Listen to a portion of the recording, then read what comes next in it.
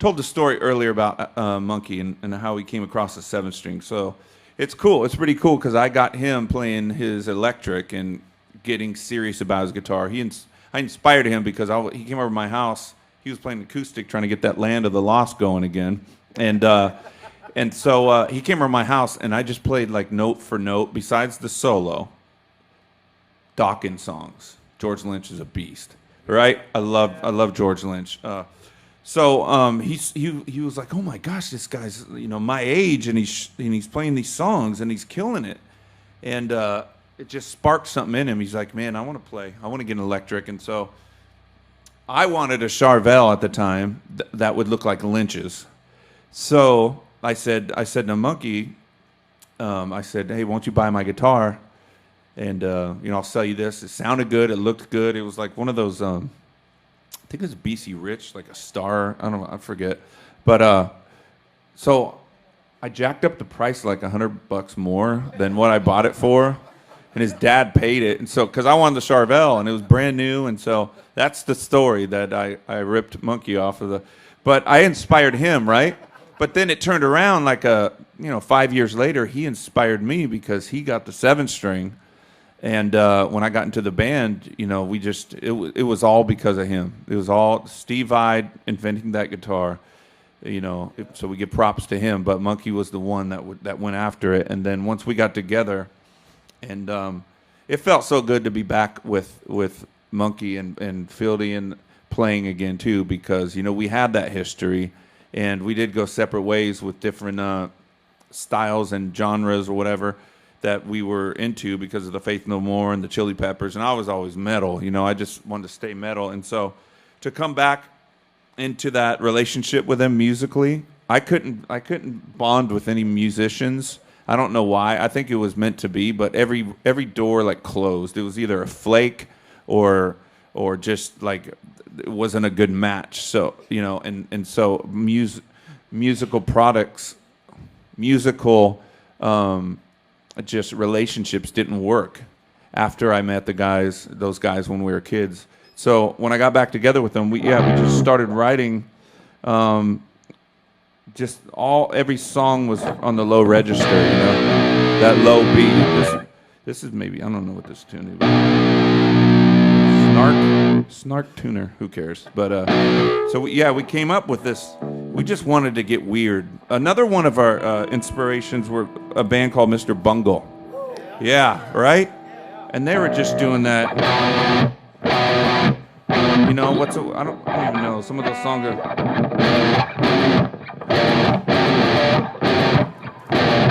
What the hell is that?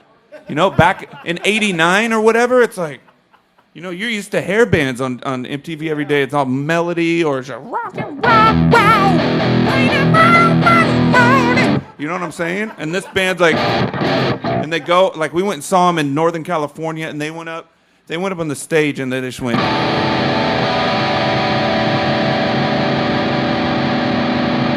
With their masks on, and they stood there for like 10 minutes, just like. We were like, what the hell is this? The crowd started booing them, and they wouldn't, nothing. They didn't even give a rip. They were so weird. And so we got heavily inspired by them. And yes, I'll just say it. We could just rip them off straight. So when we started Blind, we came up with that intro, that weird chord. And then my first chords were, you can tell the influence. It's the same bungle chord. And then we brought it into the song.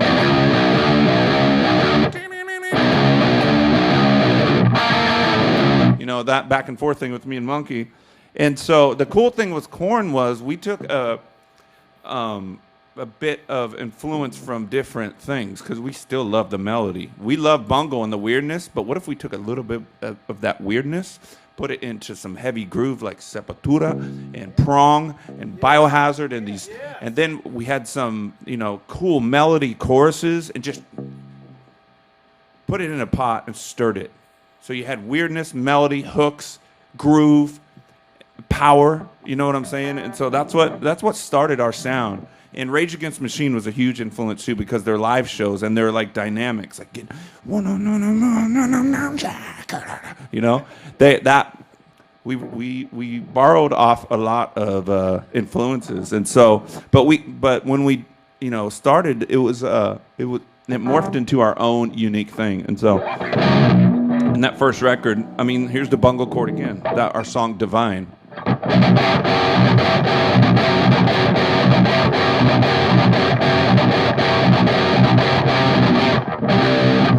And so, Jonathan adds his vocals and just weird style of singing, and you go everybody about you. Doesn't sound like bungle at all, right? It sounds like just something new. And so, great record. And then we always liked things that sounded out of tune and and just weird, like that Chutes and Ladders, Beautiful, beautiful bagpipe thing comes in. It's like it's got reverb and delay on it. And I remember we're in Malibu at what was it called? Indigo Ranch Recording Studio. And Jonathan walked down this driveway or up this driveway, and he put the mics outside. Ross did, and so you can hear the birds chirping and everything. That's in Malibu Hills up there. And he's walking down the driveway with his bagpipes. You can hear it getting closer and closer. And then that just, simple, but just kind of groovy and hooky. And then this, to me, it's like a Soundgarden-y, just bent, but it's kind of a unique bend. It just, I don't know, it sounds trippy that...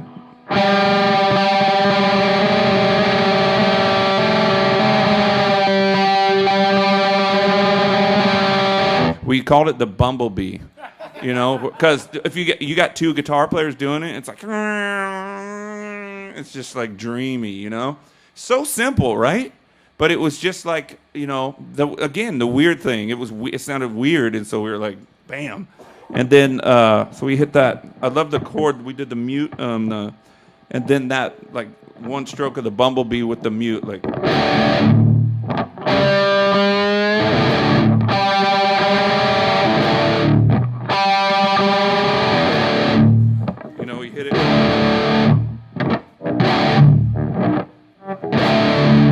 There it is. You got to do it on this pickup. So that was that record, and we got the sound out there. Radio was like, we ain't playing this. What is this? It was like Dave.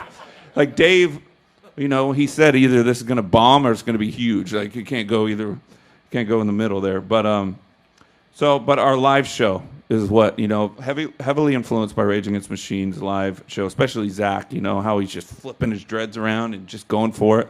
And we were like, what if the whole band like just went nuts, instead, because the other guys in Rage, they groove too, but it was more like and we kind of were like, what if we didn't sit down and say, let's just have different characters, and we'll all look like different. It just happened because we liked style. We love the hip hop. We love the industrial. Jonathan grew up in like the goth scene, and he wore skirts and stuff and makeup to school and all kinds of weird stuff. So we had a balance like of like that thing, that goth weird thing, like he was wearing skirts, at the clubs that we were at before we got signed, and then Fieldy, he was all into hip hop, the LA gangster scene and all that, and so Cypress Hill, and then we were, but Fieldy also loved Pantera, so it was a thing where there's a lot of influences, man, and so that it just worked, So we toured that record, came back and did Life Is Peachy, really fast, like 2 months, written, recorded, done, out back on the road, and we started touring with bands like Deftones, and so we got a little bit more. I think we were going a little bit more catchy on that record, but it was still just weird, like that song Adidas. Here's the guitar riff. This is not tuned right.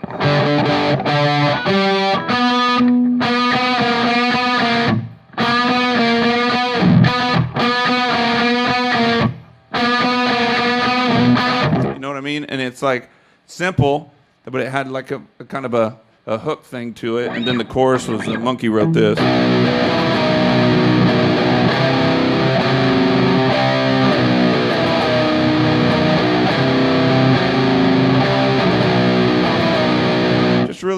it's nice. Got a nice melody, kind of simple and everything, but just the bass, dude. The bass was Fieldy's bass tone that they got early on. It was just so deep and rich and just slapping. And so on that bridge part, you know, and then just simple that riff.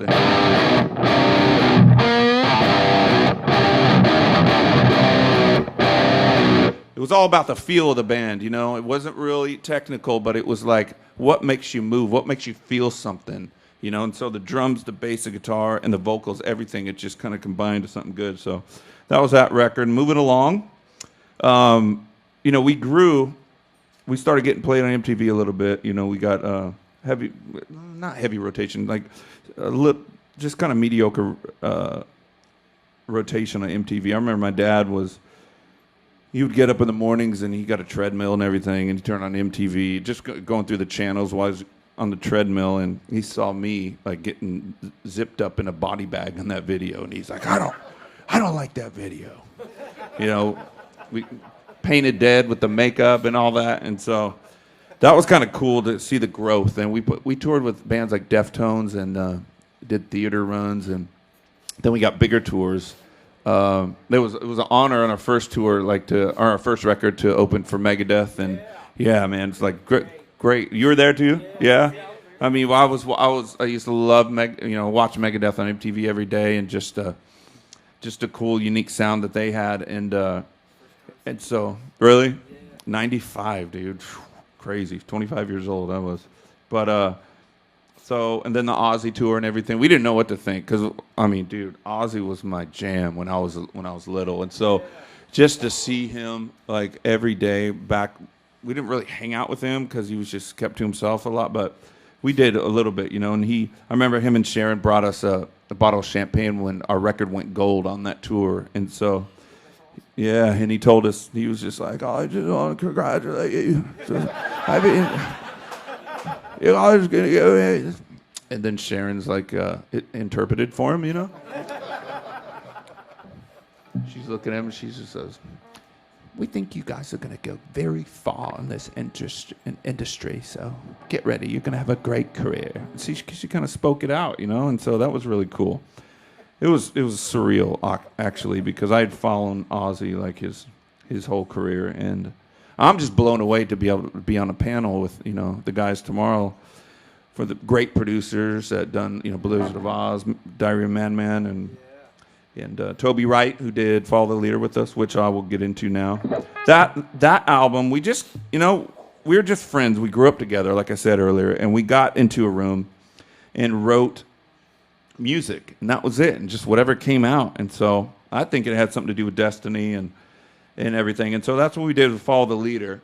And, you know, the song Got the Life had that disco beat. We were scared of that. We were like, you know, because we're known for being heavy and whatnot. And Adidas was a little bit more of like had a lot more melody and everything, but it still had that heaviness. And so when David came out with that disco beat, you know, Monkey came up with the riff.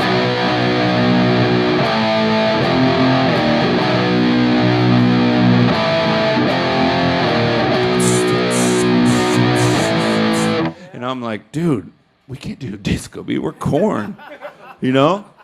And we were all scared, you know? And then Jonathan came up with the verse, though. Hey, something, sometime, some way, something, kick out the flow for me. And, you know, he's like screaming it kind of, and we're like, okay, that can kind of work because he's like heavy voiced, you know? And so when he came up with the chorus to the lyrics, like, I remember it just hit. Like, Monkey actually said it first. He was like, never see, whatever. I can't sing and play. But it was God paged to me. They had the pagers back then. When we play it live, we should be like, God text to me. Because times have changed. But yeah, it was just so that song, it was weird. The weird thing came into factor, but it was kind of like, you know, disco-y, but with like screaming, but with a cool chorus, a hooky chorus. And so when that came out of the box, man, MTV was like, that song is awesome. Radio was like, okay, now we can play Korn. And it was But it was still Korn, right? It was on the edge of like, okay, more people could get it, but it wasn't like selling out. It was like we were us, but it was a little bit more towards, okay, this is a little bit more acceptable, so maybe we'll start playing them. So heavy rotation MTV. They actually made a rule for TRL, that countdown show, because of that video, because the fans wouldn't stop voting for it. We had a second single, and it was still like getting numbered top 3 or whatever. So they came up with a rule: if you're on the countdown for this long, you have to retire the video. So we were the first retiree for Got the Life, and then of course, Freak on a Leash. Anybody hear that song? Yeah, that song was amazing. We wrote that too. You know what I liked about that record is It's awesome. Oh, thanks. I didn't know you were there. I am. But we were like our best friends then. You know, we just by our no management, anybody. We went into the studio and we just hung out for 8 hours a day and just wrote, laughed, and all 5 of us, not 4, not 3. Jonathan was there the whole time, and we just had fun, man. We wrote all these songs together, you know? And, you know, Monkey's Day. What's Monkey's part? I gotta learn it. Sorry, I didn't have a sound check. Monkey's Party. There it is.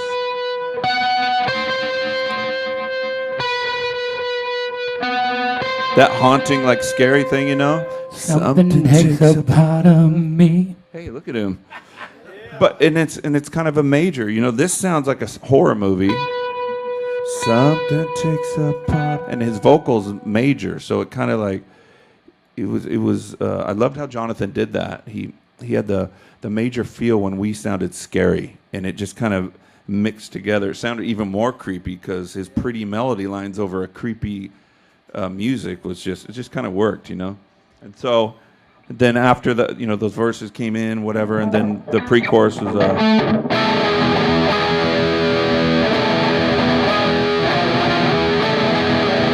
sometimes just nice melody and everything. Something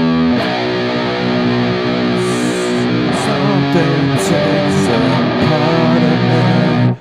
Really hooky and everything, but then we get all weird again. That bungle influence always comes back, man. The bridge.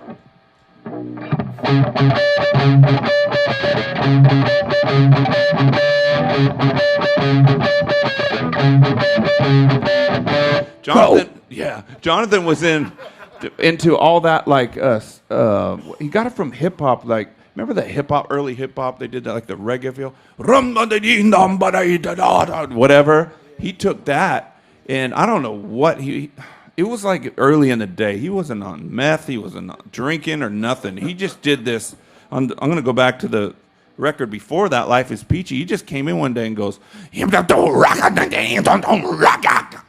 we're like, what the hell was that? Ross Robinson was like, dude, what was that? He's like, I don't know.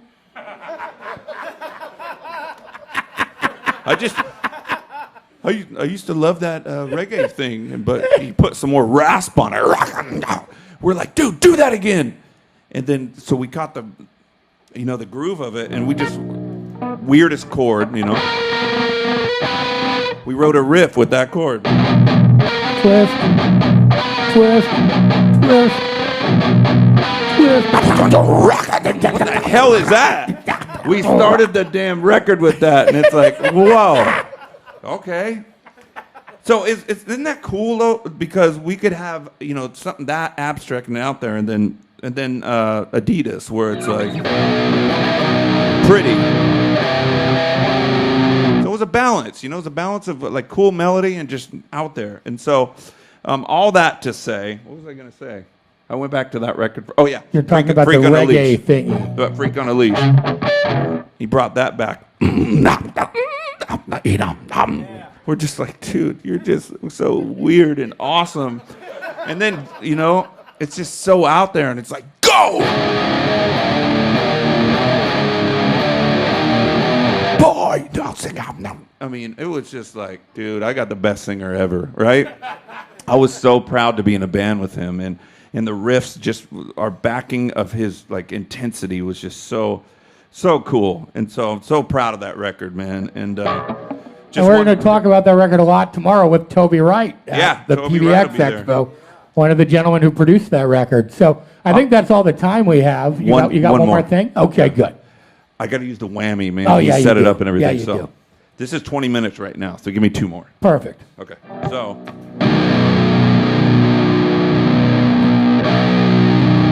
if we weren't low enough already, we started the Here to Stay record. By that time, you guys, the record industry was just had so much money, and we were so big that we basically spent like $2 or $3 million on this record. We got houses in Phoenix. One had a stripper pole put in it. One had all of our gear, and we wrote these songs in the basement. And it was like I was trying to get sober because my wife had left me, and she got hooked on crystal meth, had these skinheads move into our house. I almost committed murder by hiring someone to offer. I mean, it was bad. And so I got sober and everything. And meanwhile, we wrote this song.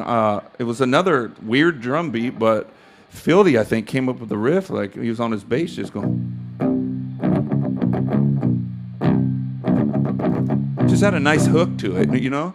And we just hit it, you know, and we found these whammy pedals, Digitech whammy pedals, which, if we weren't low enough already, it brings an octave down. And so, well, almost knocked a tooth out. But, and then just got the killer low sound. Michael Beinhorn was the producer. He got it. So I just want to highlight that riff before I go.